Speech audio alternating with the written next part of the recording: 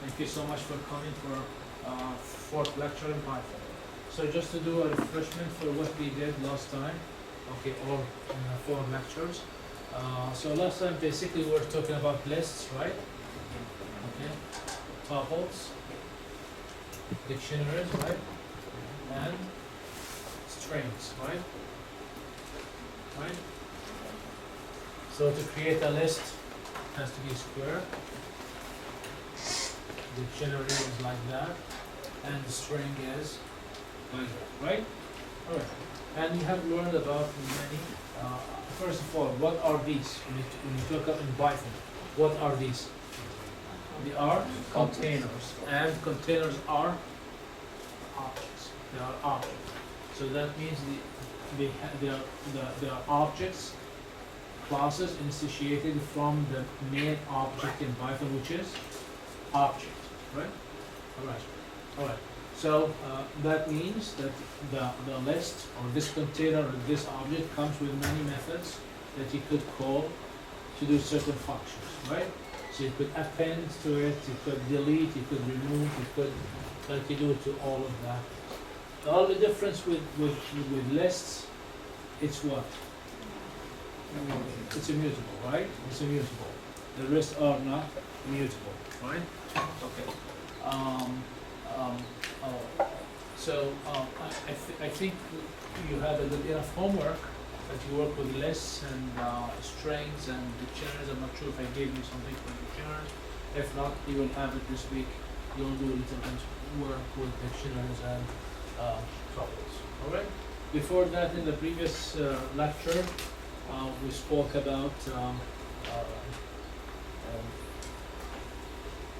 functions, how to create functions, and functions start with the def, right? Okay, def name for the function and parameters, and then lines. Okay, you could have return, and you could not. And it's your choice. You could have a return, and you could not. All right. We spoke also about the loops, right? So the for loop, okay, and the if statement and the while, right? Any other things we spoke about? The lambda function, lambda, okay, and these are the main constructs. Anything we any questions in the previous areas that we have? All right. One of the common about the function, like how when you have the parameters inside, like what is the correct way to call it? Alright. So you could have 0 or more functions. So let's say that we have A, okay, B, C, right? So basically when you call a function, it has to be in order, okay? It has to be in order. And if you need it to be out of order, you have to specify the name of the variable.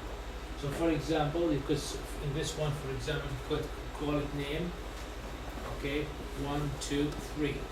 So what's A? It's 1. B, 2. C is 3. If I say, for example, name equals B equals 2, A equals 1, C equals 3. Is that correct? Correct. So if I need to call them out of order, I have to specify the order. I have to specify what I need to. Also, also if I put a default, so if I put, for example, A in here, if I say, for example, name, A equals 1, B equals 2, C equals 3. And if I say name like this, without putting the parameter, is that valid? Yes, because it will go for the default. So what will substitute A for? 1, B for 2, C for 3. Alright? If I put the default values. Simple. Alright? How about, for example, if I put, for example, like this, name 1, 2. Can I do that? With this, can I do that? Yes. Yeah, so 1 it goes for what? A. A. Okay, let's make it 4. 6. Okay, so what's the value of A? 4. 4. What's the value of B? 6. What's the value of C? 3. 3. Those are the default. Good? Alright. Any other questions? Alright. One of the questions I think, actually my GA mentioned to me today from previous semester. He said that I was discussing with him, you know, when he was a student. Okay, so and I do that all the time. I usually try to take a feedback from the students because that's like a constant for us to improve the course. You could teach the class in different ways, in many ways. And you know, like Python is so huge. You know, any course now in the graduate is so huge. So you have to pick and choose what you teach, what not to teach, right? So I asked him, what's your take about the homeworks from last semester? He said that, you know, they require a lot of logical thinking more than using Python. I told him that's true, and I put that in design. And I think still they are short to my goal. I wish I can have them much more complex than what they are. Because what's programming? Programming is how you think. Okay, it's like the foundation. How can you look at the algorithm? How can you analyze the problem? How you can segment the problem in small segments, and how you write the code. That's what is programming. That's 70% of programming. The rest is a syntax language. So if you are a good programmer, it doesn't matter if you solve the problem in Java or C++ or C or Go or any other thing. All right, it's just a sentence. It's a sentence. Okay, exactly like our real life language. A person could be spoken person.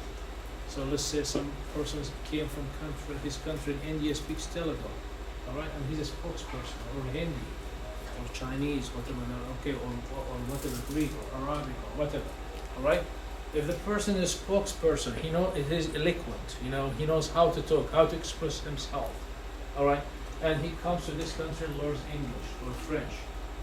What is the chance this person would be eloquent and good spokesperson? Very high. Because the talent is in expressing yourself. Once you grab the language, any language, you'll be able to express yourself, right? Okay.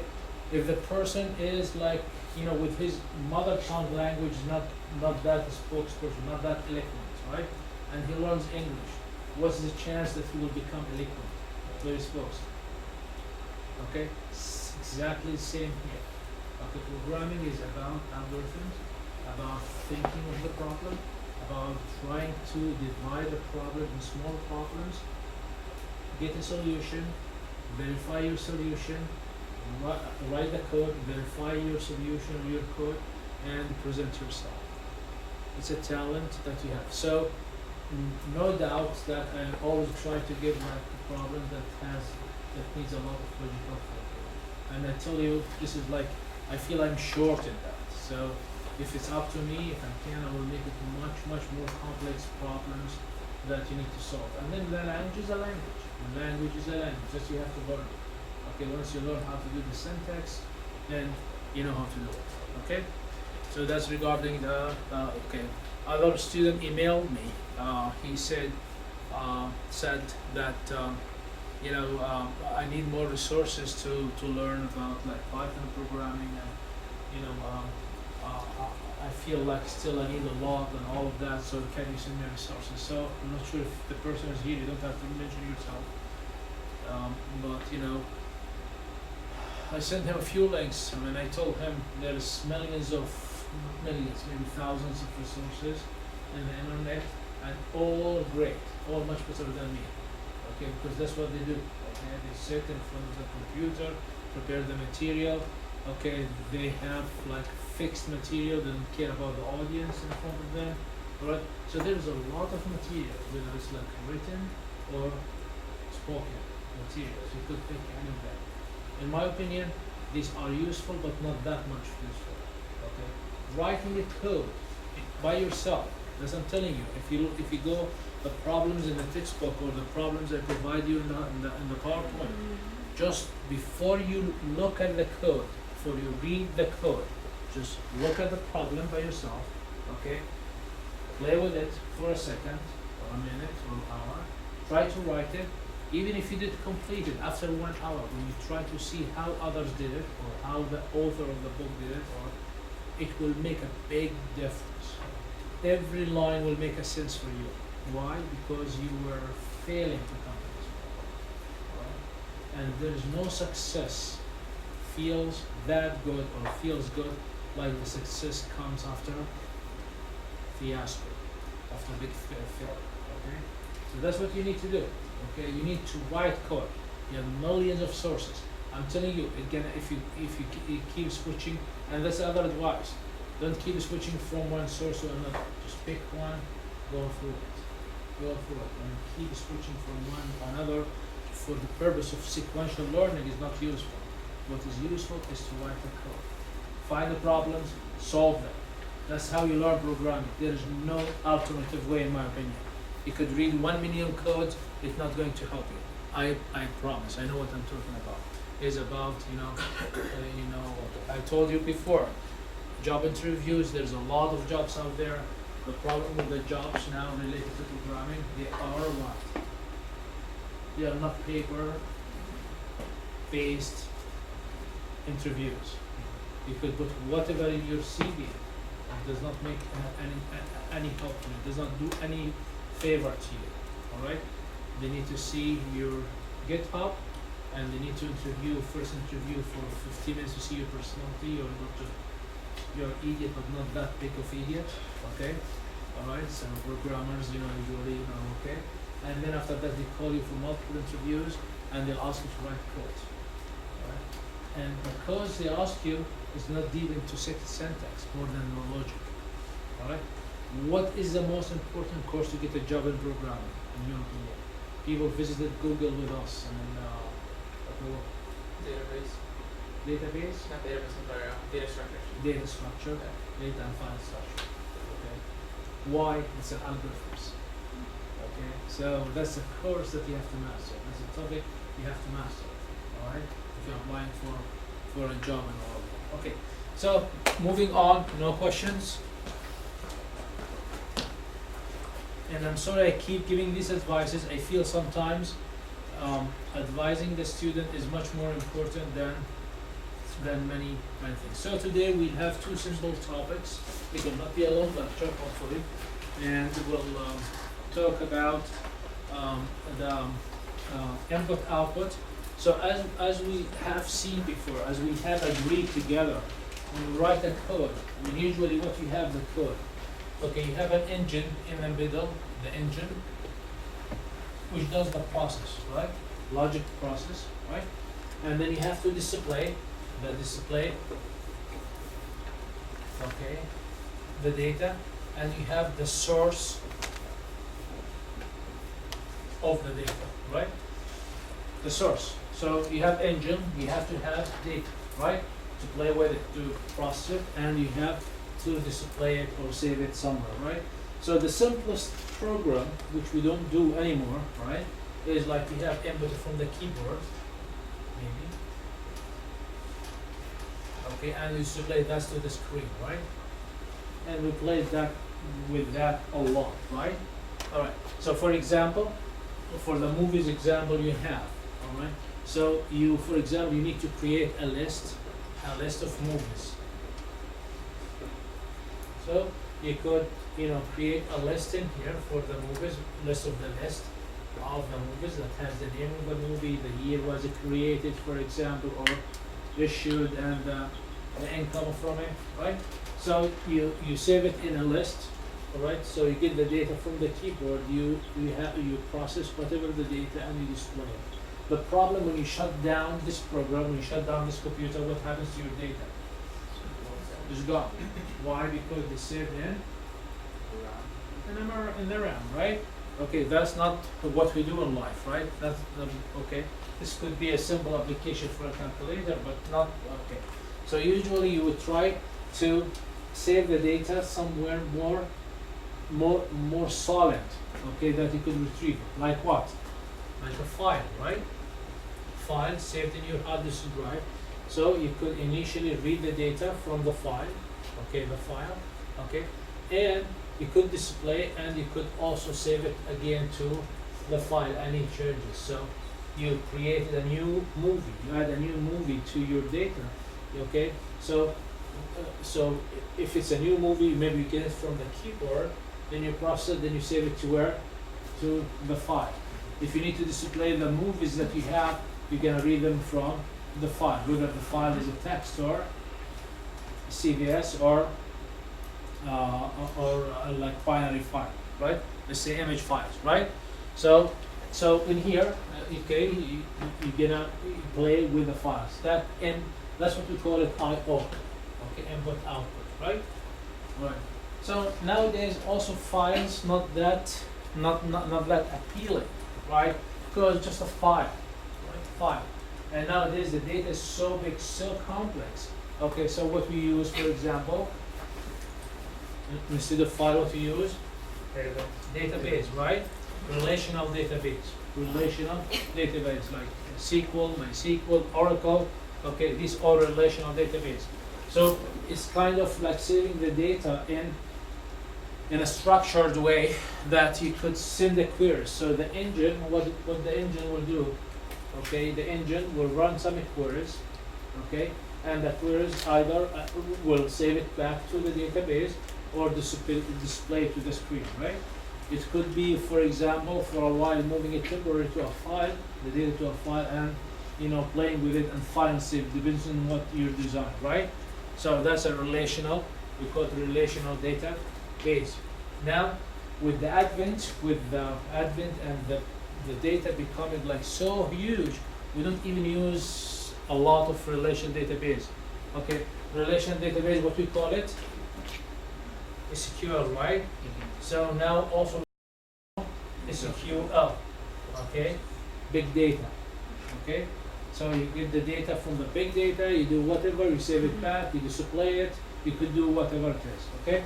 So, I mean, in your homework, what we have done, we did not use files, we did not use database yet, right? So today we're gonna teach you how to read it from a file, how to write to the file, okay? Instead of like creating something in the view, in a list that is gone by, okay? And then after that, next class we'll deal with what? With database, okay? So we'll pick one small engine, database, to you read from a create database, you read to the database, you write to the database. Now this is also a query, right? It's just a connection, how to connect. So whether it's Python or Java or any other programming language, what matters is how to connect to the database, fetch the data, and write the data back to the database, right? All right. Of course, this could be much bigger, bigger than this. You could talk about distributed database and the complex queries that you could do and all of that. We're not going to do all of this in this class. So I/O, input output files. So today is a very simple thing we're doing. Okay, so let's take a look what we have in here. All right.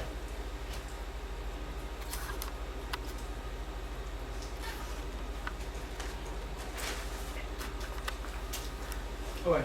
So two types of files. The files could be text and could be binary. It could be text and it could be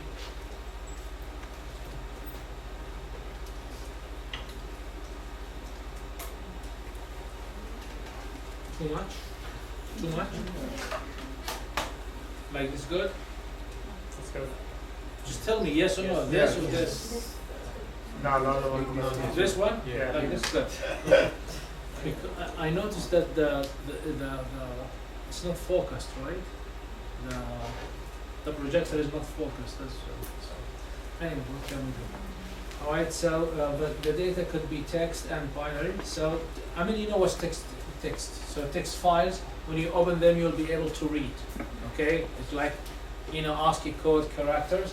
But when you open a binary file, okay, it will be like a funny characters. Okay, why we usually prefer to use binary over text? Faster. For speed. Okay, it will be speed. It will be smaller files. Some people for security. Anyways, so when you have a file, that you need to work with. So the sequence is you have to open it first, so you have to do the open, okay?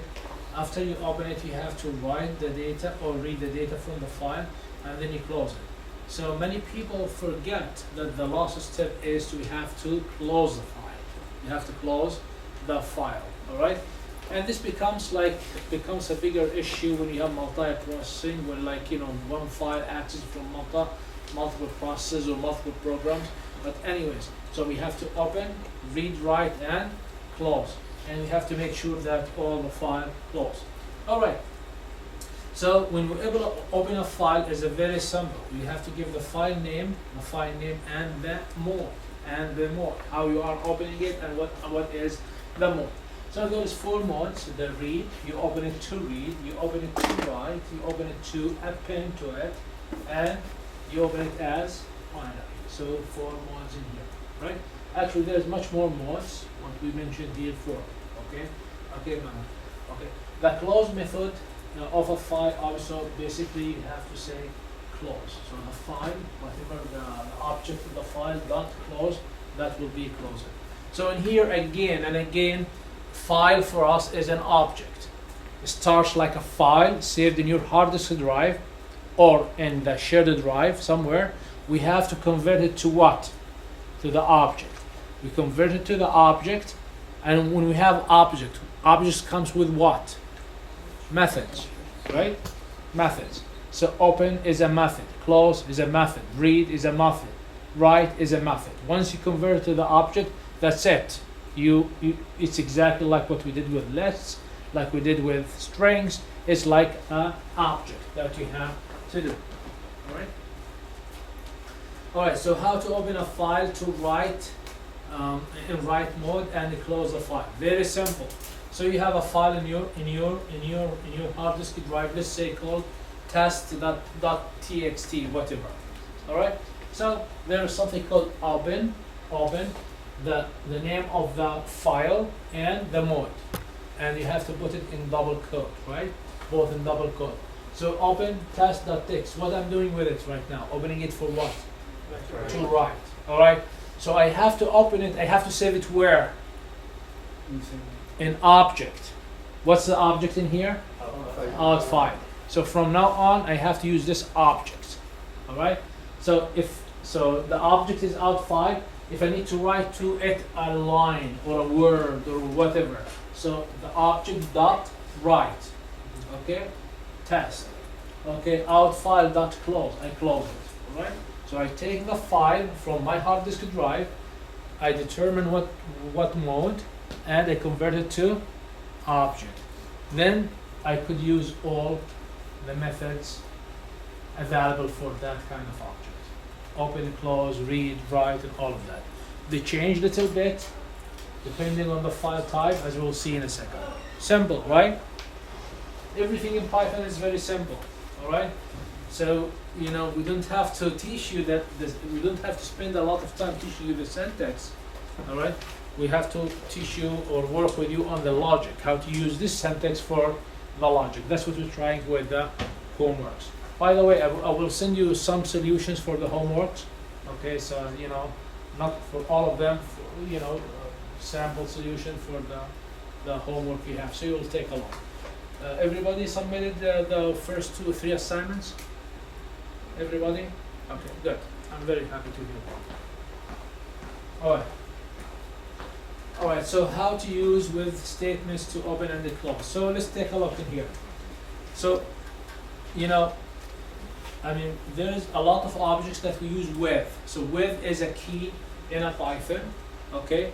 And instead of saying open, then read, write, close, we put everything inside the with statement. So with, open, file mode as object, to give it an object, and then all the statements you need to do, okay?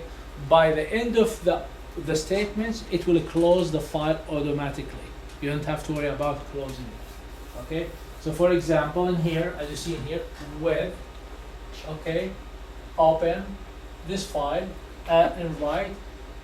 Before, what we used to say, open, and we give it to the object. The object equals something. You don't have to do that as out file. So what's the name of the object now? Out file. From now down, what should I could use out file with all the methods. Okay, I could read, write, close, right? So out file dot write text. I don't have to specify close because with will execute all the statements within with and then will close automatically. All right. So basically, it's much better to use with because you don't have to worry about a forgotten close sentence. All right, use okay. So with a code that opens a text file and read automatically. So with open the file as read, and then you give it an object name. From now on, I have to use the object. So I said end file dot read line. So I will read a line from where? From the object. And the object is what? Is a text file. Is a text file. Okay? So that's a better way of using it. It's using the with statement. The write method, okay, of a file object. So you could write a string to a file. So again, the best thing is to, in here, for example, the first example in here, what we are doing, we're writing one line to a text file. Open the text file as a write and give it a file. By the way, file is a name, it could be anything. That's the object name. Right? It's confusing. This is an object name. Okay, you could call it as Shakur, as Chris, as whatever, right? A file. Then file.write, and I'm writing a line to it. John C. What is it? Please. Okay, and I end the line with backslash n. And the line with backslash n, which is each line. It's a line, right? Backslash n. If I need to append, what does it mean? Okay, if I open the file with write mode, what will happen to the file? If the file exists, what will happen to the file? It will delete. Overwrite. It will be deleted, overwritten, right? So it's a very dangerous. Okay, it's a very dangerous thing. When you open a file, you already worked in the file and you saved a lot of data, and you go open it as in the write mode. So the first thing, it will delete everything, and it's like a fresh file. You could lose your data. All right? So if the file is open multiple times, and you want to continue saving to the file, how you have to open it? As append to it. All right? And how can I create the append mode? A. With A for append, as you see in here. So in here, file write, Eric, whatever. Okay, so now, so the file will have 2 lines. Basically, the file will have 2 lines. Right? All good? Okay. The content of the text file after the 2 lines have been written. Okay, what you will have. Okay, we added the first time and then we wrote the first time and the second time we appended to the file. So it would be that how it's saved, /n. /n means /n, yes. \n means Next line. it's a new line. Okay, it prints a new line. Okay. So the contents of the text file when viewed by the text editor will be like this, without the \n. Okay, it's saved like that.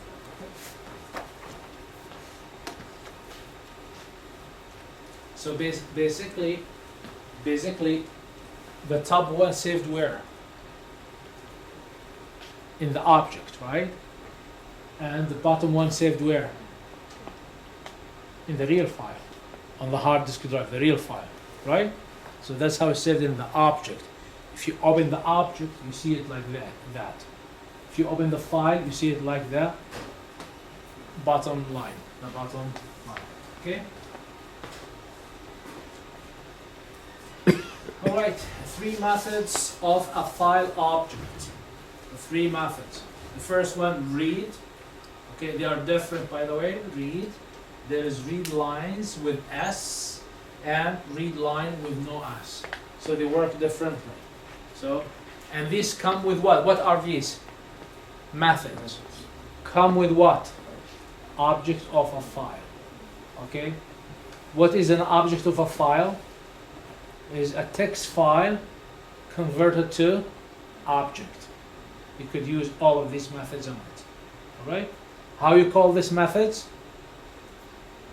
How you call this method? The object name, the object name dot the method, right?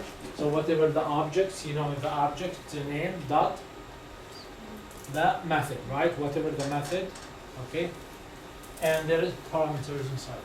Simple. Everything is simple, right? Okay?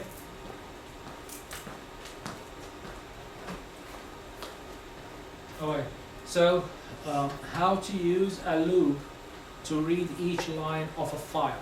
Okay, you have a file. Okay, I need to read it to my Python code. So what's the first step I have to do? Open the file. Okay, open it as Object. object. Open it as an object with a mode. Okay, if I'm reading, it should be what mode? Read. R. R for read, right? Okay, open it as an object. So very simple. With open, the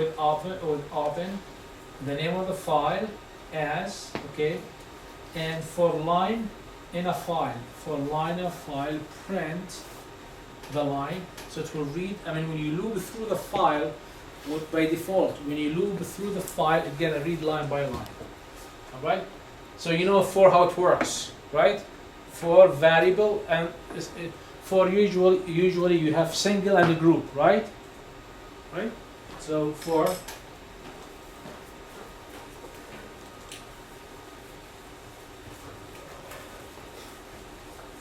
so simple the for in Python. Okay, so for example, if I have, for example, y equals 1, 2, 3, 4, right? Okay, so for single and a group, it's called a G. Yeah, it's called a G. A group, for example, G. Okay, so a group of elements and single element. Okay, so you keep looping. So the first time it will be, the 1 will be substituted, then 2, then 3, then 4, right? Same thing in a file. So what is a single? The line. What's the group? Lines. All right. So the question is, how can I know the end? Where is the end of the line? There's nothing in Okay. So by default, and each file, okay, each line in each file in the file ends with \n. All right. So basically, the program looks for what? The \ns. Okay, to know the lines. What if it goes like 1, 2, then there's nothing, and 3, 4, and 5? There's empty line. Would it stop reading it if it picked up that empty line? Well, I mean, let's say that we have hello \n. \n, there's nothing. Word. So if I need to convert this to the list, okay, how many parameters I have in the list? 3. What is the first one? Hello. What's the second one? Nothing. Like this. Okay. Okay. And what's the third one? And then, Okay. Okay. So, right? So, empty string we call it. Empty string, right? So, so basically the files, okay, files are built of what? Lines, right?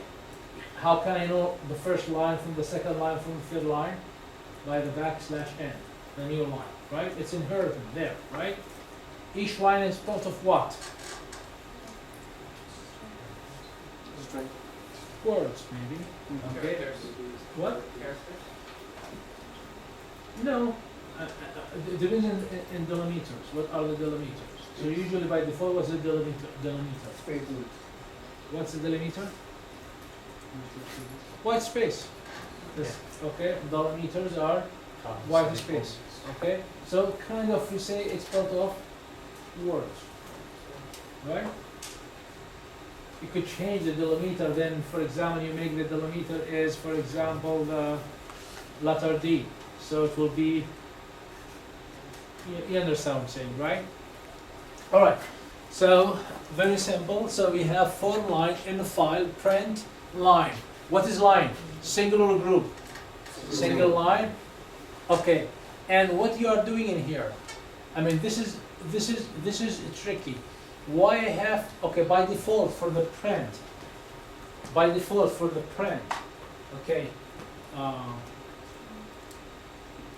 what do I print by the end of the print statement? A new line, right? So what I did in here, I changed the new line to what? No space, empty. Why? The line already has a new line. Exactly. So if I keep it, what will happen? So like double line. Dot will print line, blank line, line, blank line, blank. Right, try it.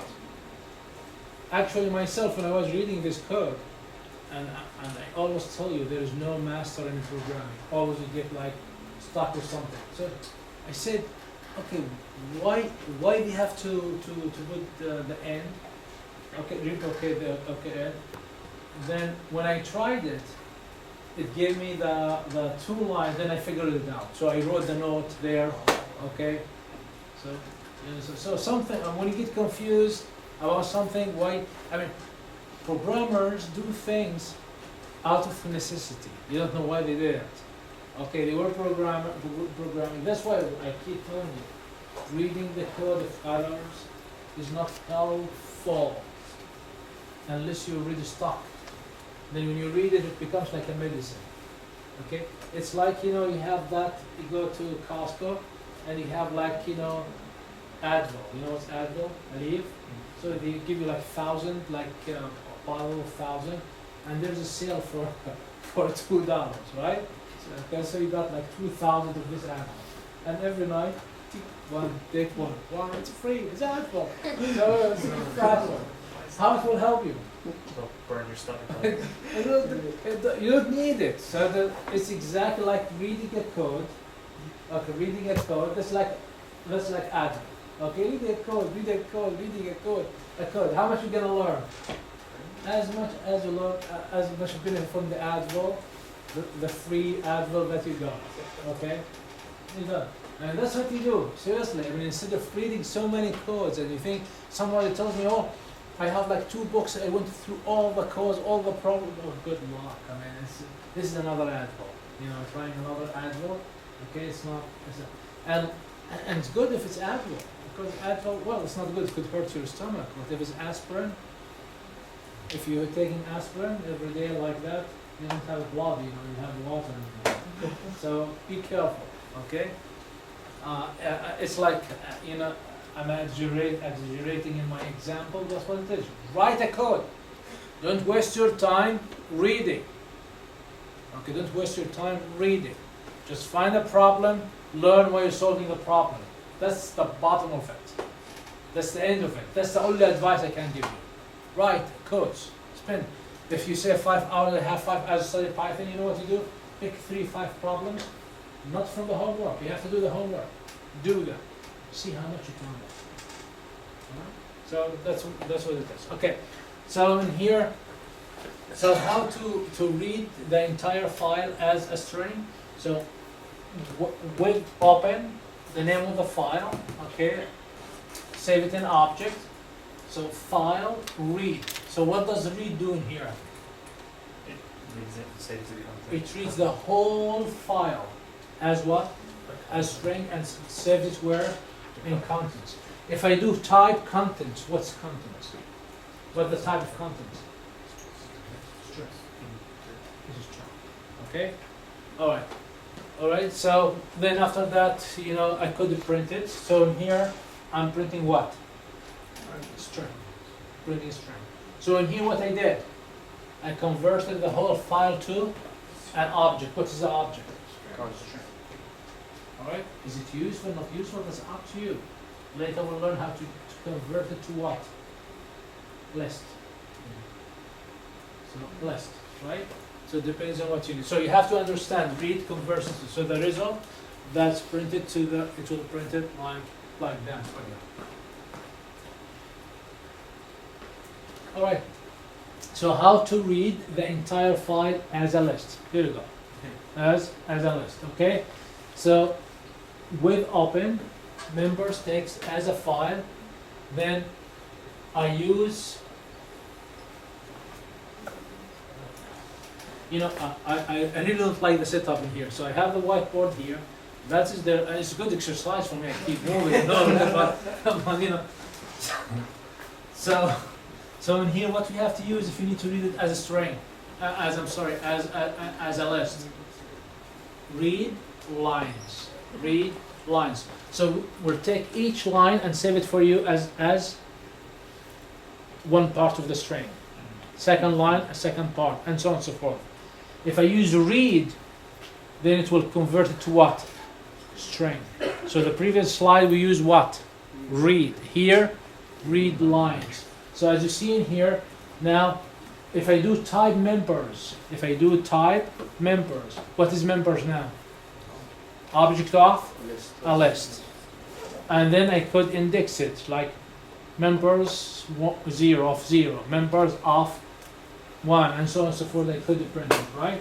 And the same trick in here, I removed the line, the line from the list. So how to read each line of the file?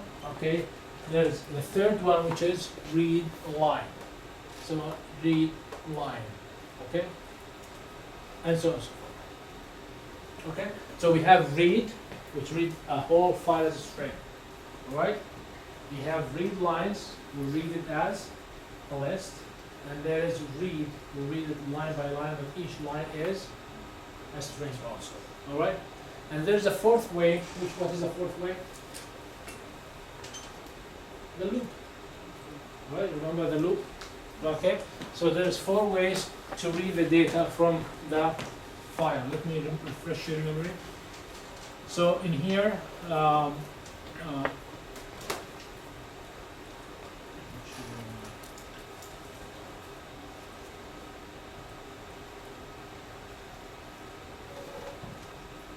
so the first one is in here, which is the loop.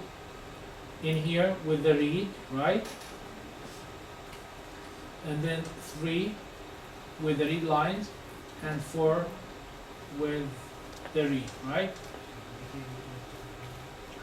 Now, that's for reading a file. Now, how to write and read a list of strings. Read and write a list. You have a list of strings, okay? Example, look at the list there. So what we have, for example, members, is John Cleese and Eric Idle. So this is what? A list of strings, 2 strings, all right? So with open, there's a file. Again, I write to the file, and then I save it in object, the name of the object file, for M and members. So now M is a single, members in the group. So I'm grouping it through the list, right? Members of the list. So what I do, file, write the single element to the file, and I'm ending it with a new line. So I'm moving it through the list. So basically, how many lines I wrote to this file? 2 lines. The first line will have John Cleese, \n. The second one will have Eric Idle, \n. All right, that's how to write the items in a list. How to read the lines in a file into a list. So, into a list. So, I have like a file, and I need to create a list. Each line will go to one element. So I start with empty list. This is an empty list. So open whatever the file and save it as an object. So for line in a file. Line means a line. File means a group of lines. File is a group, is a file group of lines, right? Line, single, a group, right? So line equals line and line, and what I replace, the end of the line with a new line with empty to remove the new lines, and then member, how to add element to a list by append, right? So what I do, members, which is an empty list.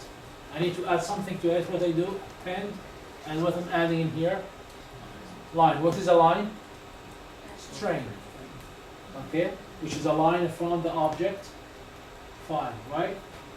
When I print it, will be printed out. Okay, so there's different. So basically, depends on your program what you want to do. You have to learn all these talents. So usually you start from a text file. Text file is built of lines, okay? So you need to read them to an object in your code, right? So basically what can you do with the files, the object file, what you can do? 4 things. Okay. Open, close, read, write. Can you do anything? Can you do any manipulation? Okay, can't, right? Can you go for example, for a single word in the file and change it Yes. directly? Yes. No, you can't. No, how? Tell me. I don't know. I'm new to Python. Okay? Search the file for that word and then append it to that position. So I you, mean, obviously, I don't know, I'm just thinking. so you have to take the file, save it in other object. Mhm. What is the other object? Could be string It would be a string of that one, or list of strings. but, okay, so yeah. Okay? Then you manipulate the data as you wish inside the string or list of string, and then what you do? Write it back. So directly we cannot do it. Oh, okay. Yeah? Directly we cannot, right? Yeah. We cannot. There's no method to modify anything inside the list, right? So we have to bring it to other object, manipulate it, okay, and then push it back to where? To that file. As simple as this. Don't be any simpler than this. Okay? So just you need just all you need to know how to bring the file to your program as an object. Okay? And play with it, play with the object, whether it's a list or list, and push it back here and save it. Alright? And always you have to open. When you open, you have to close. You could read, you could write, you could do it. Okay? When you write, you could write line by line, or you could write, multiple lines. When you read, you could read line by line, or you could read multiple lines. When you read, you could read it to a string object, or you could read it to a list object. Different options. Who decides what to do? You. Okay, who tells you what to do? The logic that you need. The problem they're trying to solve. Right? That's what we say is that the programmer is not the person who knows the text and the syntax of the language. That's only 20%, 30%. Okay? Only 20%, 30%. 70% is your logic. Okay, logic. Okay, how to, okay. So usually good programmers are good also in writing pseudocode. You know what pseudocode? You know what pseudocode, right? Or flow charts. Where you try to analyze how to solve a problem, then you convert it to the language. Okay? Are we in agreement? Still friends?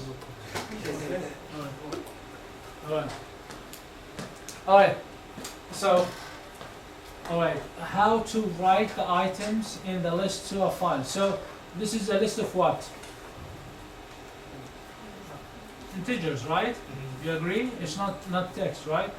So, we open the file as a write, and we give it like object name, years file. For year in years, okay, year file, okay, which is the object, write, okay. Whatever I write to a file, so file is built of what? Lines. Lines are what? Strings. So if I need to write float or integer, what do I have to do first? Convert to string. Okay? Okay, convert them to string.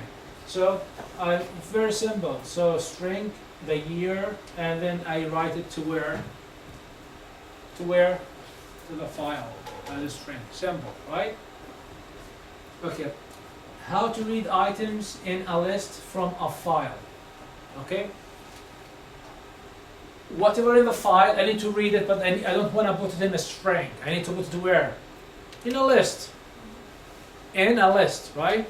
Okay, so I start with empty list, okay, with opening the file, for line in the file, so line, I'm replacing the new line, because every time I read a line, it will end with what?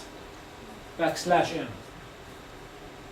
There is no point to have \n in a list element, right? So let me remove it. Whenever I read \n, replace it with what? With empty string, right? Okay. Then what I do, years, append, and integer the line. Okay, why? Because that's how I need it. I mean, I know that I'm reading what? Years, integers there. So I need to save them in the list as integers, all right? Or I could have further step, I could save them as string, and then I go inside the elements in the list and change them to integer. And then when I print, it's printed like that. Again, what tells you, what dictates what you do is the logic that you're trying to use. So a user interface for movie. Okay, so this is a program that is available in your book. Okay, let's take a look at this. Can you see the program here? No?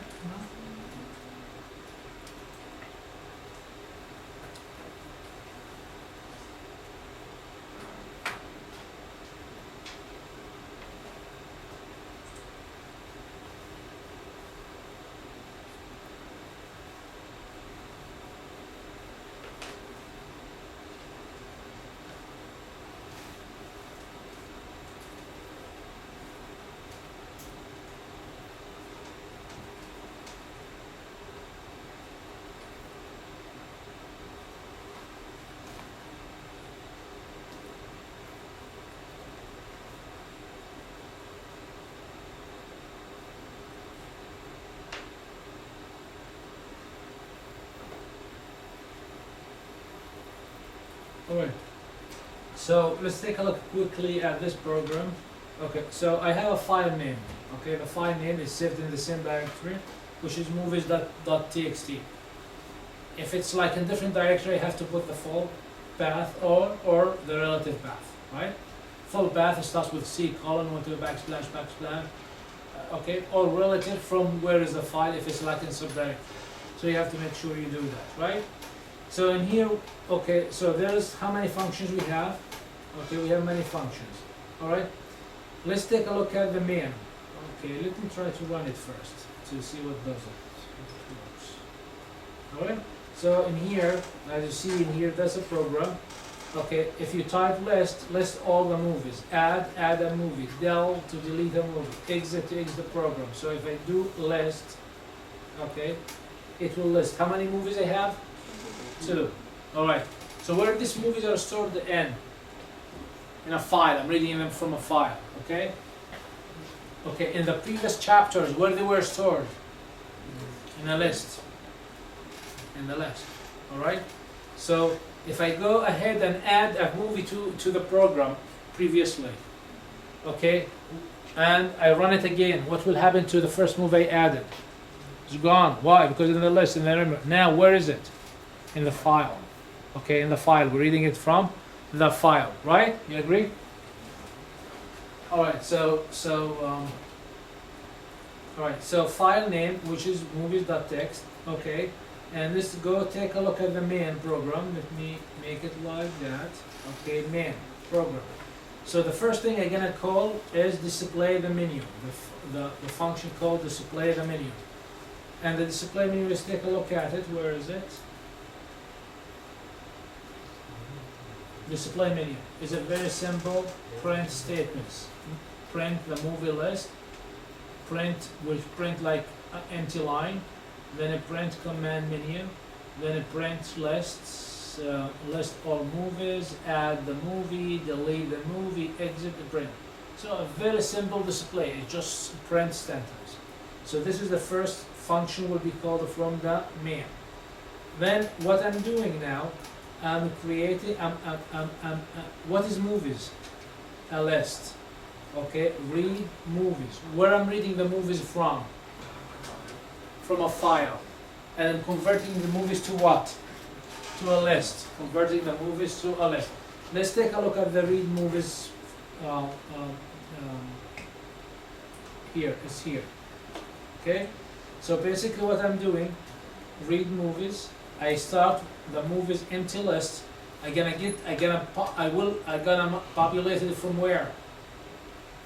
From the file, right? So with open the file name as file for line in file. So I'm looping single from the group. So I'm reading line by line. Okay, line equal. So line. First, what's the first thing you have to do with the line? I'm gonna remove the end of the line from it. So line that's replaced \n with empty string. So what I removed from the line, the end of the line or the new line, right? And then I add that line to where? To the list by using a method which is append. All right? That's what I do. All right? How many times I have to loop? Twice. Why? Because in the file, how many lines we have? 2 lines. 2 lines, I have to loop it twice. So now I converted it from a file to a list. Now what I do with the list? Everything I want. Right? That's the whole trick, right? That's what let me repeat what I said before. For our files, I can do 5 things with a file only. What I can do? Read, no. Open, close. And I could do read, write, append. I cannot change things inside it. If I need to change anything, what I have to do? I have to move it to a different object, such as list or string. In here what I did, I read the file to what? A list. Now I could add like 25 other movies. I could delete some of the movies. I could change the name of the movie. I could do whatever I want. As long at the end of the program I have everything I wanted where? In that list. And then what I do with that list? I push it back to where? To the file. That's it. Alright? Now I hit X, close the program, shut down the program, I come next day. My changes, my modifications, still there or gone? Still there, yeah? Okay, that's the whole point. It cannot be any simpler, right? So that's what you did. Then in here, okay, this is what? Read the movies. Now I could, if you look at the other functions, so in here what you do? List the movies. What is the input parameter for that function? Is the list. Then in here, what I have in here, add a movie. What's the input for that function? Is the list. And then in here, what I do? Delete that from that movie. So what's the input for this function? Is the list. All right? That's it. All right? So that's the whole trick. That's the whole trick. It could be much more complex or less complex. It doesn't matter. But that's the whole trick. The trick, that's what you do with the files. You have to bring it, read it somehow to a certain object where? Inside where? Inside your program. Do whatever and write it back. Clear? Alright? So from now on, when you are doing your application and things and all of that, you're supposed to use files. Okay? Once we go to the database, everything has to be database, Okay? And by the way, database, it could be a simple thing. There are small database engines, database management systems, who don't need like a software. Oracle is a big thing. So to be able to use Oracle, you have to install the management system, Oracle management system, which is like a big binary database they have to create in SQL. MySQL is the same thing. But there are smaller databases, still relational databases, but they are files. And fine, we'll see it next time. Okay? So you could use all of that. Alright.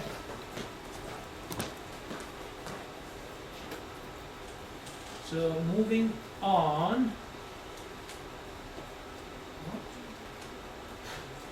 I thought we finished all of this. Okay.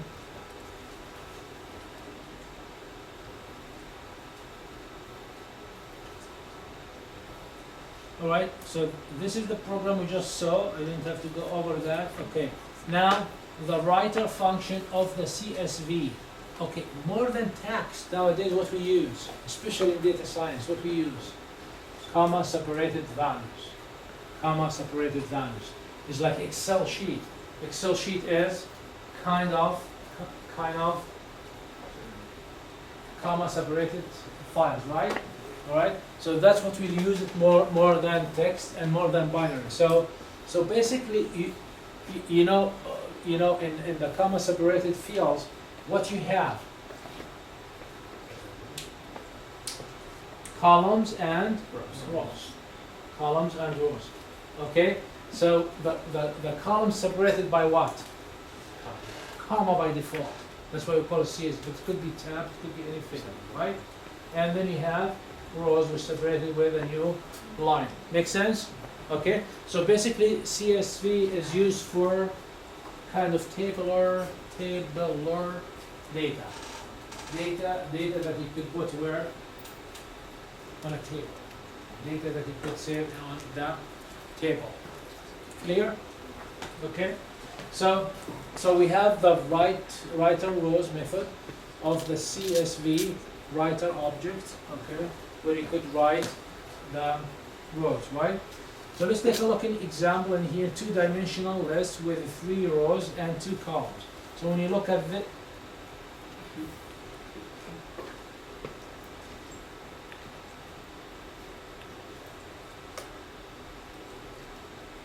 when you take a look at this movies, what is movies here? A list. Okay, list of what? List of what? Can't hear you. Of strings? List of lists. List of strings. And integers. It's list of lists, not of strings, because there is integers there and there is strings. Remember, in lists, it could be mixed, right? So 1975 is not a string. If it's a string, it has to be between. Okay. So it's like how many rows we have? How many rows? 1, 2, 3. How many columns we have? 2. So it's basically 2 columns and 3 rows. How to import? First of all, to use CSV module, you have to import it first. So very simple. Import it. Okay. So import CSV. How to write the list to the CSV? How to write it? So I have this. Okay. So the question is, this list. Okay. Does it look like a table for you?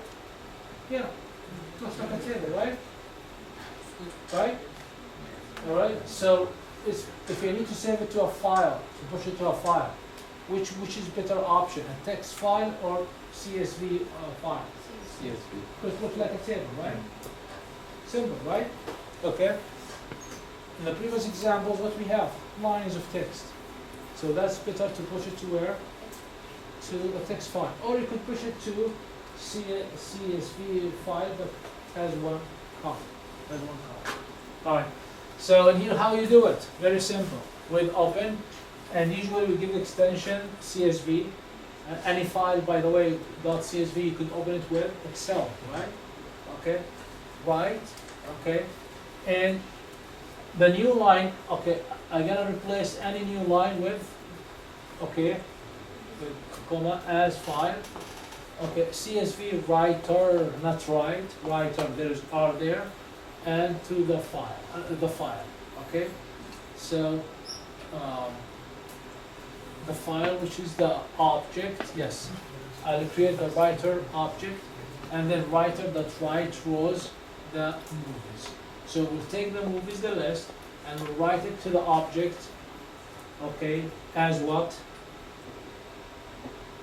Columns and rows. As a columns and rows.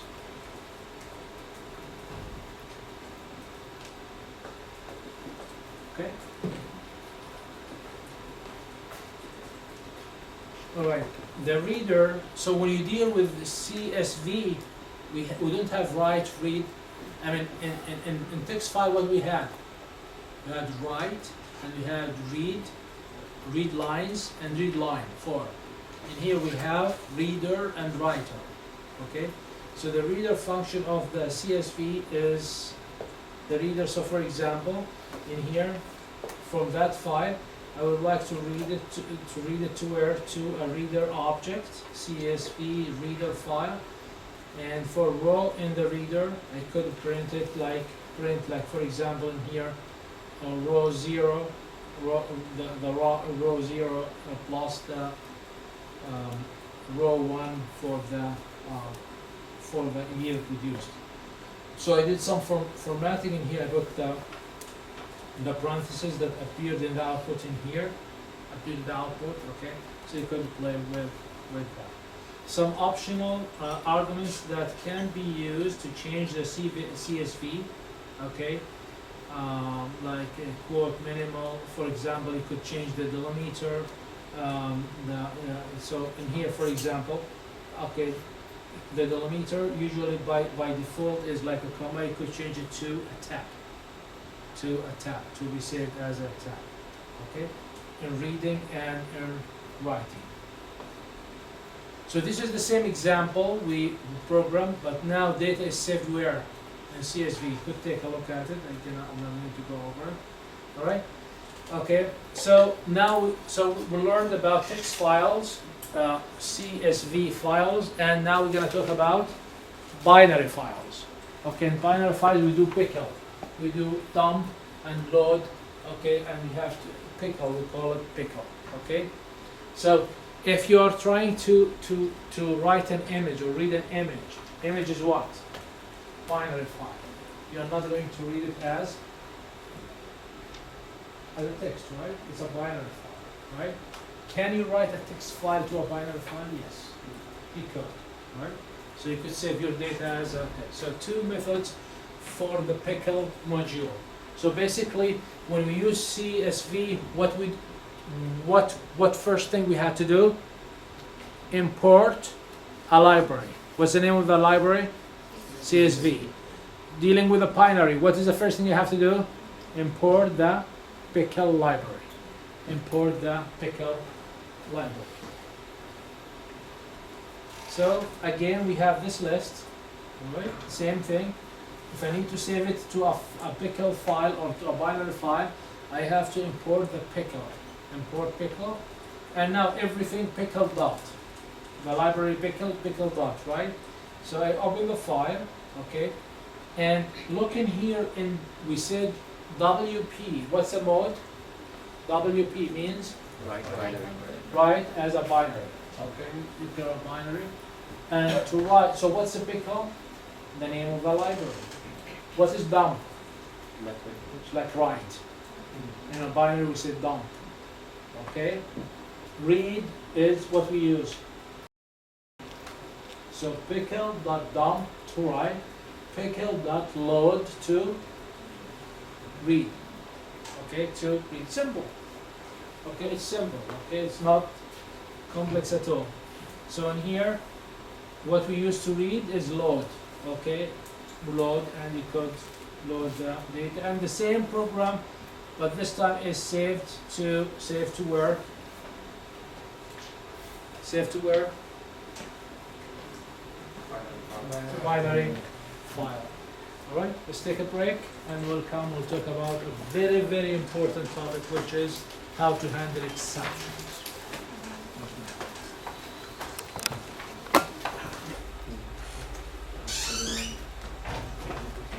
All right, so we're gonna talk about a very important topic, which is handling exceptions. All right, and that's what I need you to handle in your code from now on. So you have to use them. So basically, what is the possibility that you have a logic error in your code? Very possible, right? Okay. What's the possibility that you'll have runtime error in your code? Very possible, right? So if there is a runtime error in your code, what will happen to your code? Crash. Okay. So when you have a code that you really don't know what will be the input from the user, or could you crash your code? You put it inside You put it inside what? So try and accept. Try and accept. Try the code. If there is exception, then run something else. Try, accept. That's it. All right. All right. So let's take a look what we can do with this. All right. So code that can cause value error. What's the? You're entering the wrong value. The wrong value. Okay. So that could cause a problem, right? So in here, for example, okay, enter input, and you are expecting integer. All right. So integer like what? Like 5, 10, 20. What if somebody enters 5 as letters? Is that, this is a runtime error, right? Because what you are trying to say, enter a value, the person typed for you 5, like here. So what the code is trying to do? To cast it to integer. Can you convert 5 to integer like this? It can. So what that will be? A runtime error. Your program has to, will not work, right? So why? I mean, suppose when somebody enter you a wrong value or a value that could cause like runtime error, they should be able to tell the user try it again, not to crash the program, right? Okay. What if you, for example, trying to open a file which does not exist? What will happen to your program? Crash. Why should it crash? You should, if it's not there, you should give a message or to the user that try a different file or the file does not exist or whatever, right? Alright? So there's many runtime errors could happen, right? So you part of your code that you have a division equation, division process. And for a reason that the bottom part becomes a 0. What is this? Runtime error, division by 0, not allowed, right? Okay, so why the program has to crash? That when that happens, the program has to find a different way to solve it, right? So we try always to do what, try and, exception. Okay, do exception. So there is many kinds of, or many types of exceptions could be raised, but one of the example we were talking about is value error. The value entered is just not correct, is an error. Okay, value error exception we call it, right? So basically when you're trying to integer a data to convert to integer, but you cannot. Like when somebody enters for you the word 5, how can you convert it to integer? You cannot, right? And a float, all right? The same thing when you're trying to float a data, can't convert the data argument to a float value, so it will give you an error. So basically to solve this problem, when I have a code that could be bogus, could have runtime errors, just I put it inside try and accept. Try colon accept, and I give the exception name and the statements. So try it. If it raises an exception, then what you run? You run the code, the statements in here. So if it works, if there is no exception, you run the first set of statements. If there is an exception, what you do? You run the second set of statements. As simple as this. Try, accept. If there is exception, do that. Okay? So let's take example.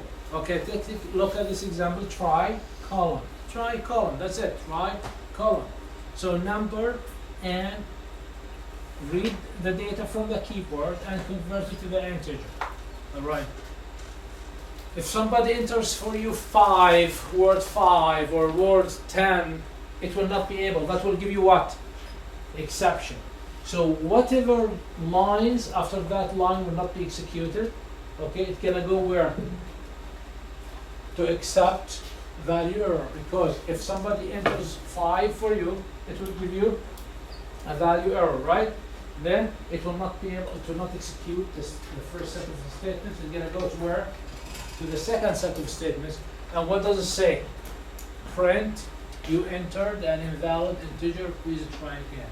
Then it print things. Alright, so what will happen? They say enter an integer, you entered 5. Which set of statements is gonna be executed? Try. And what will happen to the accept statements? Will not be executed. Alright? So either the try statements will be executed or the accept statements will be executed. One of them, right? Okay. Let's say the person entered 5 in here. You see in here 5 like a word, F-I-V-E. Could you convert this into an integer? You cannot. So which set is going to be executed? The second set, which is you entered an invalid integer. Please try again. Facts. Right? Simple. Right? Simple. Okay? You go to try, set of statements. You predict what kind of exception to give. If that exception is raised, by the way, who raises the exception? The operating system. Alright? The operating system, right? Okay? Alright, if the exception was raised, okay, execute the other set of the program. So basically I need to see in your code that the try and accept and everything has a possibility to fail. Alright? For example, if you're trying to open a file, always opening a file, it has to be inside try except. Why? Because there is a possibility the file you're trying to open was deleted. Okay?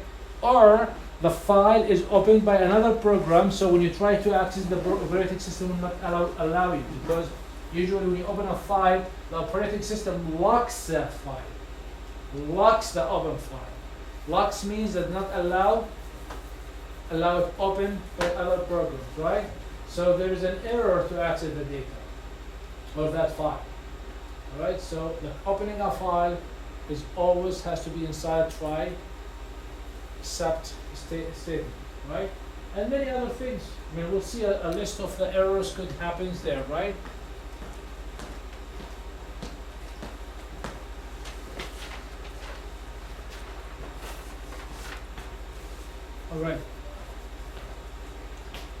Alright, so the user interface for the total calculator. So this is a calculator.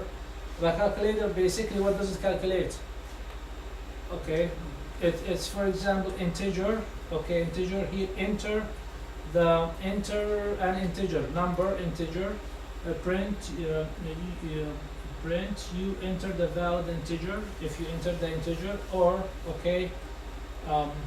Print that you invalid integer. So this calculator will try to calculate the number of items with the price. Okay, the number of units and the price. So the price could be what? A float number. If you enter 5.5 is good. 5.9 is good. 5 is good. Alright? But the unit numbers, if you enter 5.5, what should give you? An error. You cannot have 5.5 camera. You cannot 5.5 book. You cannot 5.5 laptop, right? So, right? Whenever you read data from the user, you're expecting what? A certain type of data, a certain format of data. Okay? So the user always could enter invalid data. So always you have to put it try except. When you're trying to open a file, so there is many situations you cannot open a file. There are situations you cannot write to a file. System will give you error. Operating system will give you error. Keep it in a try and except sentence, right? You agree? Okay, so whenever there is a chance, do that, right? So for example, this is like total calculator. Just a second.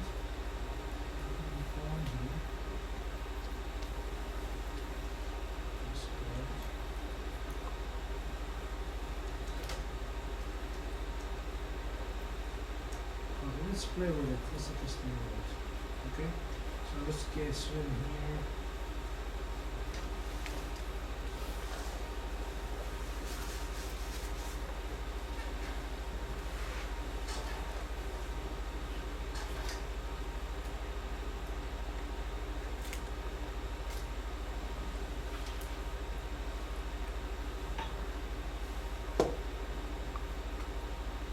I think let's call it test.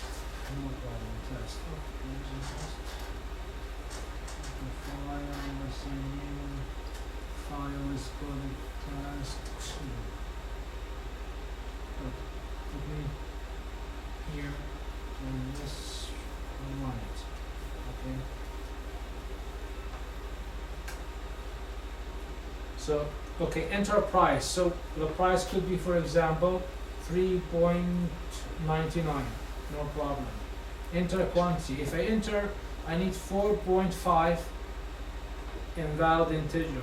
Please try again. Enter the quantity. For example, 2, and it works. 3.99 times 2 give you 7.99. So basically, to write this code, as you see in here, okay, to get price. Okay, while true, try price float. The price could be float, right? Input, enter price, return price. If you didn't enter float, if you can, the data you enter, you cannot convert it to a float, that means the input is wrong. So it will give you an exception. In the exception, what does it say? Okay, invalid decimal number, please try again. Same thing when I read that, get the entity in here. There's a function to get that entity. Alright, so keep trying until you get it right. Try, quantity, and what you have to enter. Integer. If it raises exception, we'll execute what? This, and we'll go back to where? To the while. Okay? Okay. Why in here does not go back to the while? Because it returns. Once you return, you exit the loop, right? Once you return, you exit the loop. Same thing in above, right? Okay? Then you print, okay? So let's execute it one more time.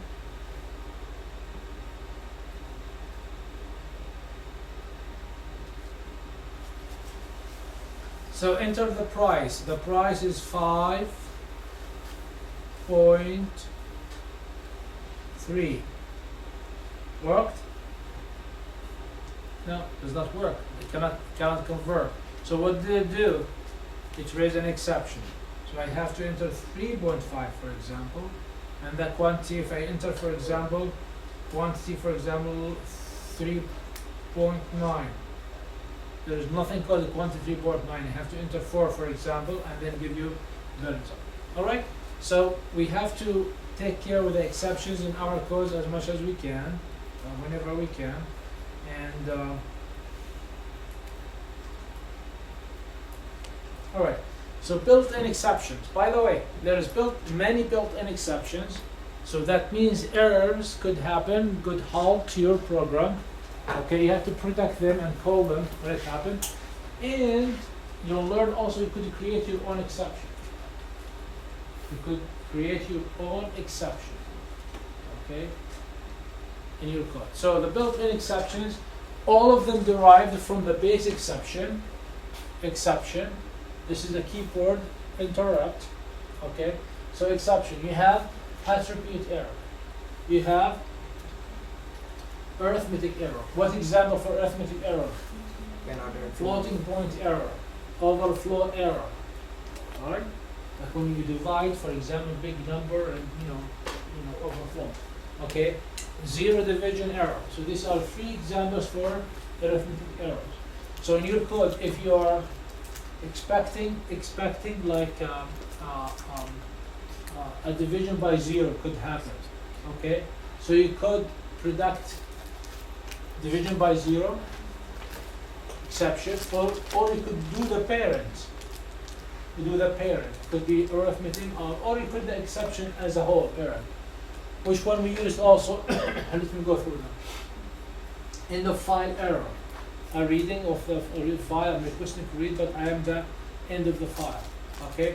Remember, like example for this also, like out of index. When we try to read, for example, a list, and the list has 5 elements, but we're trying to read the element number 6. What does it do? Error, right? Remember? Yeah. Okay, out of index, right? So this is an exception. Usually when you try also, one thing you could do when you're trying to read it from a list, or read in a string, okay, put it inside a try statement. Because if you are out of index, will give you what? Error. Okay? You have to crash your program. End of file error, name error. lookup error, okay, like index error, okay, like key error, stop iteration, OS error, file exists error, or permission error. You're trying to read a file in Unix, for example, and this file is not readable. Okay, type error, value error. You were dealing with a value error, right? Okay, there's two types of value errors, right? Okay, when you're trying to convert to integer and you're trying to convert to float, right? So that's the map, the short map of the errors. If you would like to see the whole map,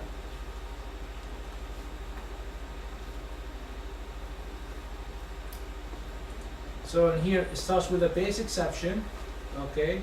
Then you have major, so you have sys, exit, keyboard interrupt, you have generator exit, exception. So everything for us, basically in our code, is derived from the exception. So the ones we dealt with, for example, OS errors, we dealt with value error. All right, look inside the value errors, how many exceptions you could have. You could have Unicode error, you could have Unicode decoder, you have an encoder error, Unicode translator error, or just value error, type error. So these are the different exceptions. File exists error, file not found error, interrupt error, is a directory error, okay, not a directory error, permission error, process law. So many, all of these could code exceptions. So whenever you're predicting any of them could raise an exception, you have to put it inside the try except sentence. Clear? All right. So the except clauses must be coded in a sequence starting with the most specific exception. Okay. So let me show it to you. So for example, I mean we have always how many try sentence? One try sentence, right? Because we try. But we could predict multiple exceptions, right? All right. So if I'm using multiple exceptions, I start with the most narrow, then a little bit wider, then I go to the root, right? You know what I'm talking about? So for example, in here, what is the most narrow one? Okay, index error. Then it derived from lookup error, derived from exception error. So how I have to list them? This, then this, then this. Okay, right? Example is the best one. So in here, for example, try, okay, statements, right? Try statements. Except the first exception and the second exception could have 3, 4 exceptions. So take a look in this example, this will make it clear. So you have a file name, input, enter the file name, okay? All right, and they have an empty list. So try to, the first thing what I'm trying to do, open the file name, all right? Open the file name, all right. So when I'm trying to open a file name, what kind of exceptions could I have? Number one, the file not found error. The file does not exist. So it will give you what? Exception, right? What is the second one? A bigger one, which is OS error. There is an operating system error. And the root for all the exceptions is exception, okay? If I go back in here, so what we are looking in here, exception, exception, you see it in here, exception, then OS error, and then file exists error. So which one is the most narrow one? File exists error. I start with this, then this, then this. And that's exactly what I did in here. So we started with a file not found error. So if the exception came because the file does not exist, I should print could not find the error, and then I could not find the file name, I put the file name. If it happened for different reason, related to operating system, I don't know what it is. Okay, then I say file found, error reading the file. And if there is an exception, I really don't know what's the exception, I could write unexpected error occurred. Alright? So in here I'm predicting how many errors could happen. 3. Okay, I start with the narrow one, the upper one, the most wide one. Alright? So when I run this code, when the console when a file not found error, what does it print? Could not find the file name and the name file.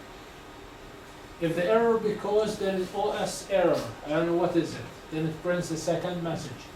Okay, and then if it's not the first one, not the second one, but there is an except, then it goes to the root one and give you the exception. Alright? So what I learned so far, okay, I have to put things in a block of try, except, try, except. So try is followed by statements and except followed by statements. I have to execute either the one, the statements of the try or the statement of the acceptance, right? Okay, so one try and one except. I could have one try and multiple except. How I list them? Narrow one, bigger, and the root. Okay, root. Okay, all right. Clear? All right.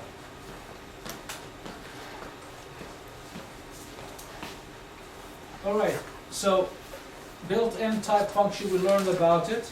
The type function, we need to type of it, and the exit. So if I import sys, I also from the middle of the program, if I decide to exit, quit, not to execute anything further in the program, all I have to type what? Sys dot exit done. You exit, right? For a reason, right? Sometimes when you have this exception, you don't have a remedy for the program. You know, I mean, like for example, your program depending on reading a file, and it gave you an exception, okay, till you cannot open the file does not exist. What are you gonna do with the rest of the program? Can you do anything? So basically, you have to terminate the program. You have to terminate the program. Do things that has to be done, such as let's say that if there's a file still open. Before you exit the program, what you should do? Close it. Okay, there's things that you need to do, right? You process some data and you need to push it to where? To the database, or push it to static file. Okay, so I have an exception. I cannot go further. I need to exit. Before I execute the exit, I have to do the due diligence, things I have to do, and then what I do? Exit. Then I do exit. So how can I exit? Control C? Control C? Okay? No. There is a function for you to do that, which is the exit. Clear, guys, here? Alright. So the complete syntax for the accept. So take a look in here. How to write the item, okay? The items in a list. Okay, so except. Okay, and you could give it a name. So take a look in here. So file. So in here, file. Okay, input. Okay, input. Enter file name. You ask the user to enter a file name. All right. This file could exist or not exist. Could be misspelled. Could be locked. Okay. Could be anything, right? And they have a list which I'm trying to do what? What I'm trying to do with the list?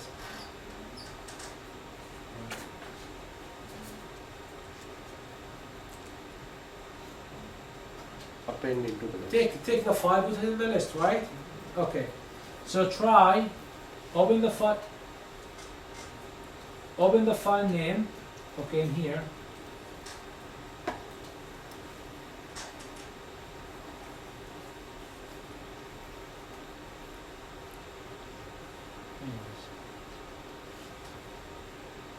So open the the file name in here, okay, in here, and for line of file, so I'm trying to, what I did before, like append to the list, okay. So what errors could happen in here? So the first error could happen, I have three except, 1, 2, 3. The first one, file not found as E. As E, then I print file not found, and then the E, the number. Then what I'll do, if the file is not found, what should I do? I display the error, okay, and then exit, sys exit. I cannot do anything. Okay, the second problem, there is operating system error in the second except. The same thing, I display the error, and then what I do? Exit.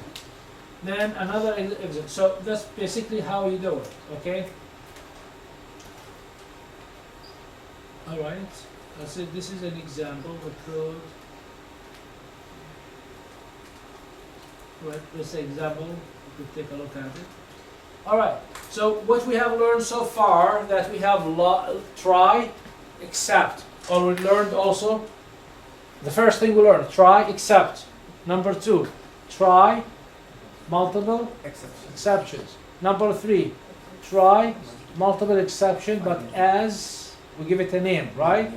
Okay. Number 4, is a finally. The finally statement. So we have try statements, except statements, except statements, except statements, and finally. So finally will be executed no matter what. Okay? That means it will be executed if you try is successful or except happens. It will be executed no matter what. So in your opinion, finally is good for what? Something always you have to do. Close a file.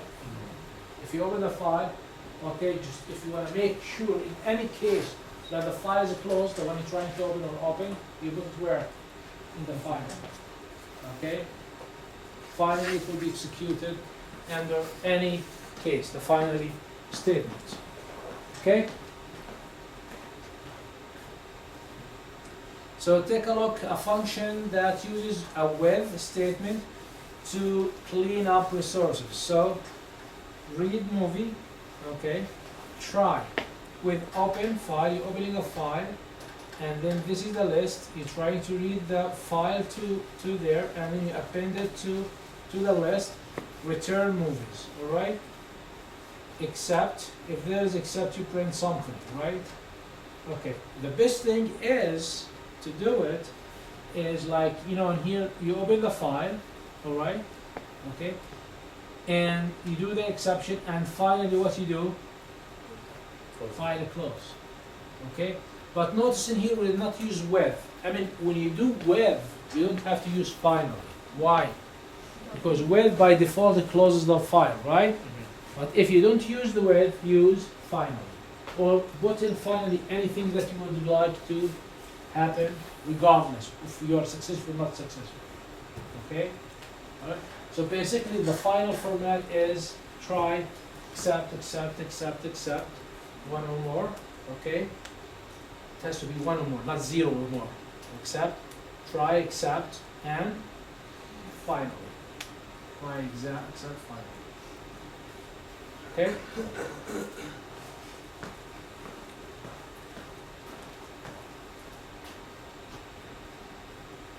So the syntax for the raise statement. Now, that's like system exceptions. Now you need to you want to raise your exception. Could you do that? Yes. You could use the word raise and the exception name and the error message. So you could raise your own exception and give a message. This is an exception happened, and this is my error message. This is my message to you. This is an error. I'm declaring this is an error. This is an exception. And this is my message. Simple. Okay? Okay. So for example, raising a value, raising a value error, raise. Okay? So for example, why I need that? I mean, value error, when we have the example, what were the examples we used? Integer and float, okay? Is that the only value errors could happen? No. So for example, if I'm for example, you know, all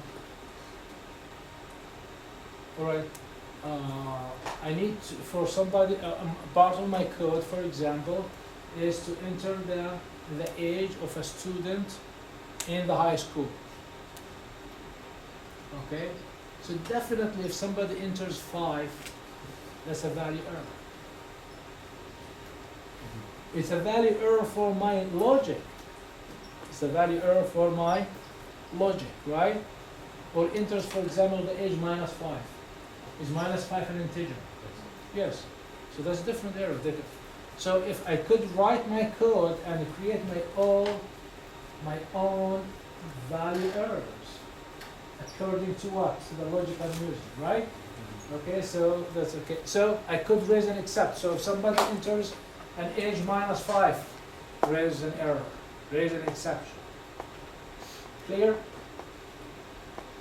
So raising a value error, raised value error invalid. Okay, so you can raise an exception for the exception class or any class that's a child class of the exception class. So let's take example, maybe we have example, yeah, let's take example here. So in here, okay, so what I'm trying to do in here, alright, so in here a silly example, what I did with open, I'm trying to open a file, right?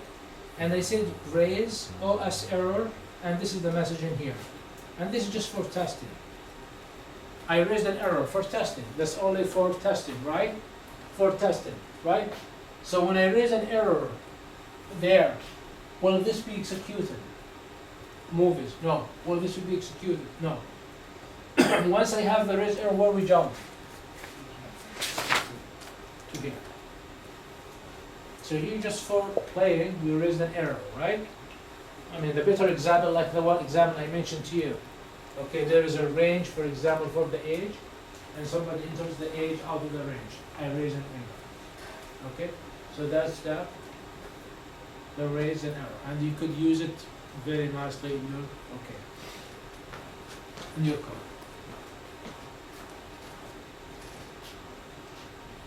Raising exception that should be handled by the calling function. So in here, for example, okay, if length of the file name equals 0, when you ask somebody to enter a file name and enter 0, so the length of the file is 0, what is this? This is an exception, should be an exception. So what I did in here, raise a value error. The file name argument is required, cannot be 0. Alright? So you could raise exceptions as you wish. You could use all the exceptions available for you. Okay, now when you write the code, I mean, I mean, all of you worked with many softwares, right? Complex softwares like Pro-E, Mentor Graphics, Altera, you know, many applications, right? Sometimes, like, you have an error, so you have problems, right? So what you do?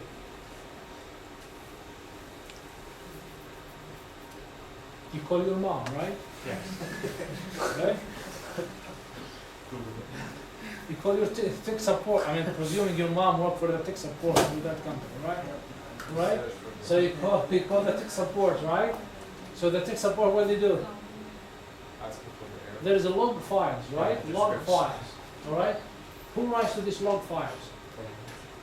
The programmers.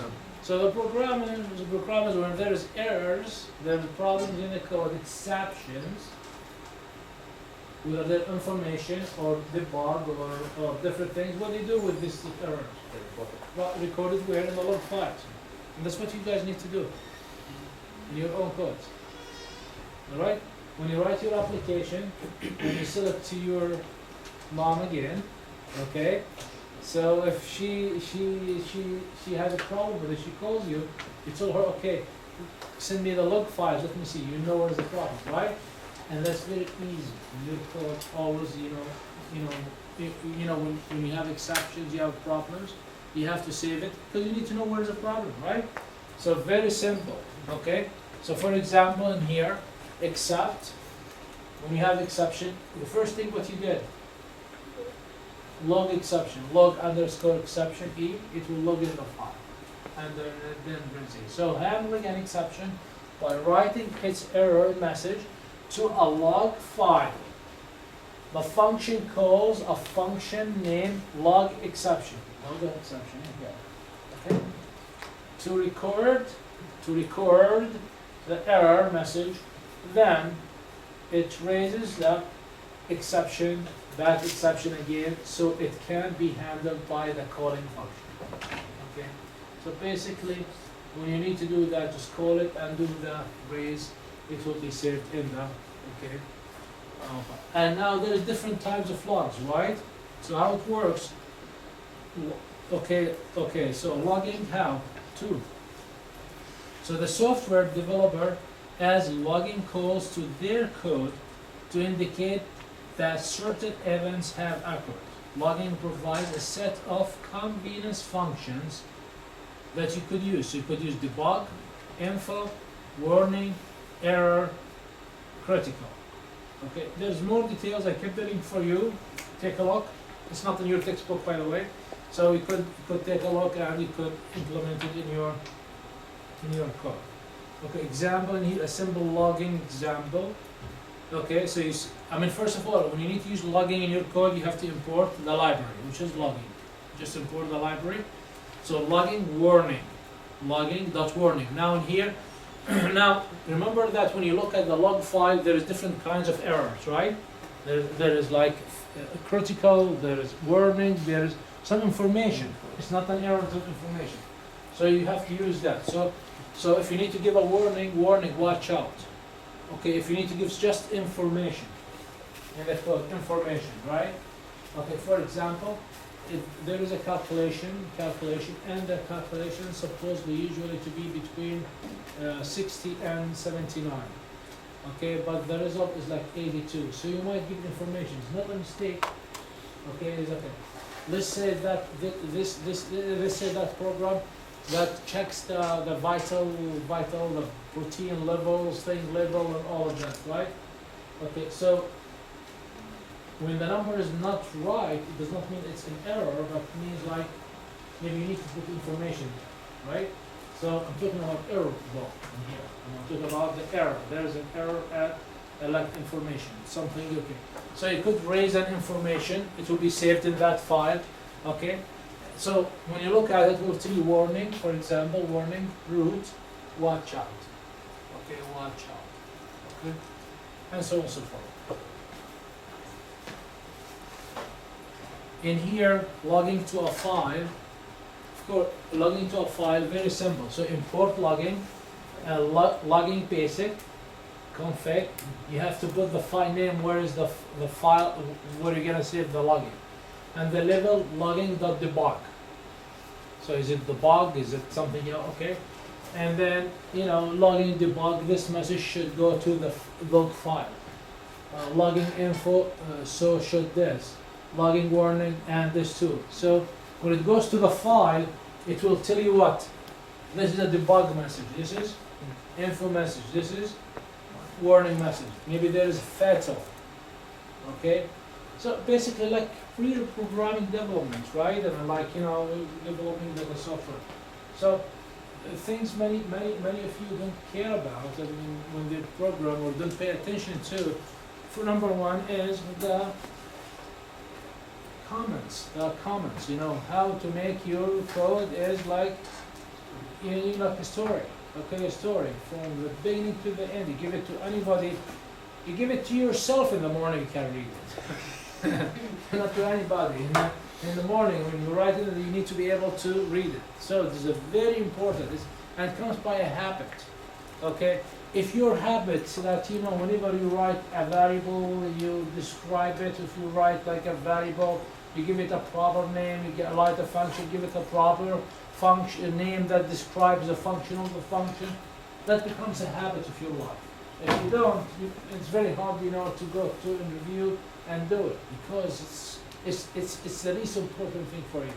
You have to make it important, okay? And number two, you have to handle all the errors could happen. You have to handle all the errors by a try exception.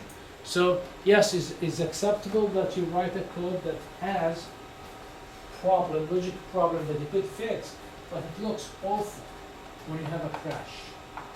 Okay, even the word crash crashes my heart. Okay, right? It's just crashing, right? Should not crash, because when a program crash, you didn't know what to do. There is no useful. I mean, there is no useful information. There's nothing in the script. Just crashed. Okay, but when it crash, it gives you a message when it crash and all that. That's accept. So you have to use try except, especially, and you have to use raise whenever you need to raise. Okay, try except, finally, and raise. Right. Whenever you open files, you have to use it. Whenever you read data, asking data, you have to use it, etc., etc. Number 3, when you write a whole project that is like thousands of lines, and is there a possibility to have mistakes in your code? Yes. Is there a possibility for errors happen in the runtime? Yes, right? So, and you need to be able to debug it. Okay, when you have an error, somebody tells you the code, you have the tech support. Okay, you will not be able to go through the thousands of lines to just try to figure out where is the error, where it crashed, right? But if you have the debug and you have the info and you have the warning and all of these written to a file, always, whenever you execute a program, there is one input always there, which is the log file, okay, file. You'll be able to know where is the problem, and you write it in very, very nice way, okay? You write it in which function, for example, you could include the name of the function, whatever it caused it, the line, whatever, that you could go back to it, right? So, 3 things really makes you a good programmer, okay? And those things comes by what? What? By habit. Make them your habit. Okay? Just make them your habit. Okay? Don't I could force you to make them your habit, you know. So give me a code instead of it's working, instead of giving you 10 out of 10, give you out of 10. Okay, before the end of the semester, it becomes your habit, right? Because you need a grade. Okay? I don't have to do that. I will not do that. You have to do a service to yourself to make it part of your habit. Don't submit a code without comments. Don't submit a code without predicting the runtime errors and handling them. Okay? Don't submit a code that could crash because of the input. Don't. Okay? Don't do that. Alright, the last thing I'm going to cover today in 2 minutes. Okay. Working with recursion and algorithms, right? Okay, you know what's recursion. I already covered that before, but I'll keep it for you to read. I will not go too much on that. But what is recursion? A function calling a function, right? Or a function calling a function. A common problem that we usually, there is algorithms that recursion will solve it in a few lines and the most efficient way, like factorial, for example. Right? So when you solve the factorial, for example, of n, right? Factorial. What does it equal to? N times n minus 1 factorial, which equals to n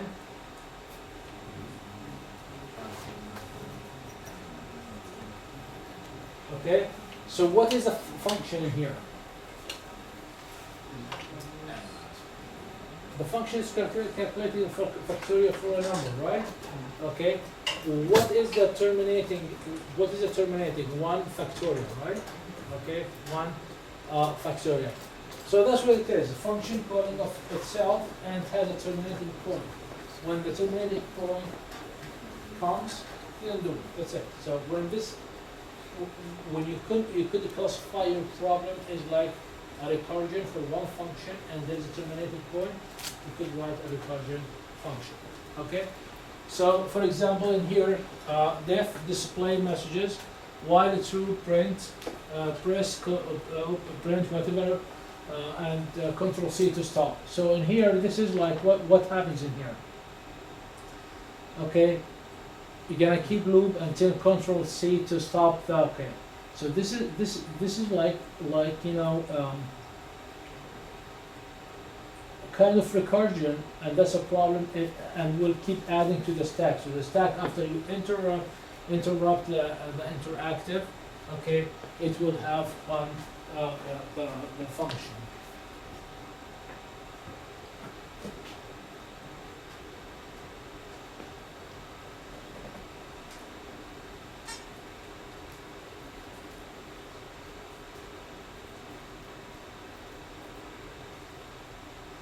So if you look in here, alright, the first one, add numbers up to the upper, up to the upper. So the total is starting at 0. So for number in range, upper plus 1, total plus number. Okay, you add it, then you're gonna keep adding the number until you are at the upper total plus number. So until let's say the upper is 5. So you're gonna add what? 0 plus 1 plus 2 plus 3 plus until the 5. You could do it with a recursive function. So how you do it with a recursive function? Add number, this is the upper. If upper equals 0, that's a terminating factor that we said about it. Return upper. Otherwise, return and call itself upper plus add number. So you call a function, call itself. Okay, it will end up when if the upper equals 0. The upper equals 0. All right. So the same thing with factorial. Okay, the same thing with factorial and different programs. So in here, for example, you could take a look at how to calculate the factorial of a number. Okay, that's a code for it. You could solve it, by the way, in iterative way and recursion way. So just take a look at it. There is the Fibonacci series. Okay, you could take a look at it. And there's the Hanoi, I think, the Hanoi puzzle. Okay, the codes are written for you. Just play with them and try to use it. Okay, so that's what we wanted. What I wanted to cover today. So we started with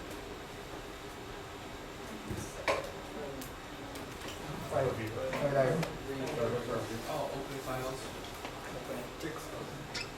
I/O, input and output files.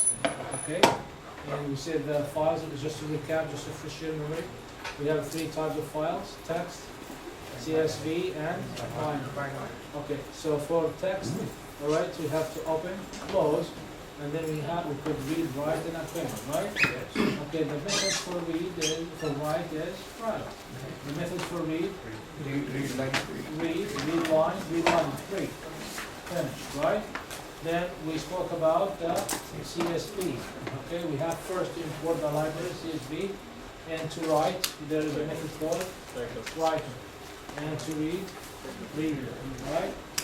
Finished. Then we talk about the binary files. So we have to import the library called pickle. Right? Pickle. Right? Pickle. So to write to the file we do dump. Dump. To read, load. To read, load. Right? So what we said in our program, what we have to do, we have to open, bring it to different object, either to the list or to the string. Do whatever. We cannot go to the file with the methods in the file object to the file. So we have to convert them to a different kind of object, like list, whatever, string. Do whatever we want, and then we push all the changes where to the files. Okay. Usually files are just to read, process somewhere in the middle in your program, and then write back. That's all we have to do, right?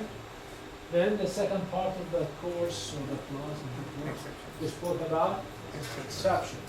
So why we need exceptions? Because we always could have runtime errors or logic errors, right? So we don't want our programs to crash. When we come across such error, what we do? In block of statements, try and except. The best thing that the try runs, there is no exception. Very good. If there is an exception, the other set of statements will run, which is the except. We could have one try and one except.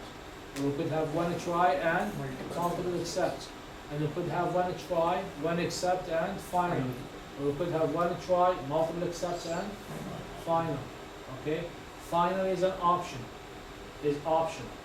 Okay? But try, except, one, it's you have to have them together, right? Okay?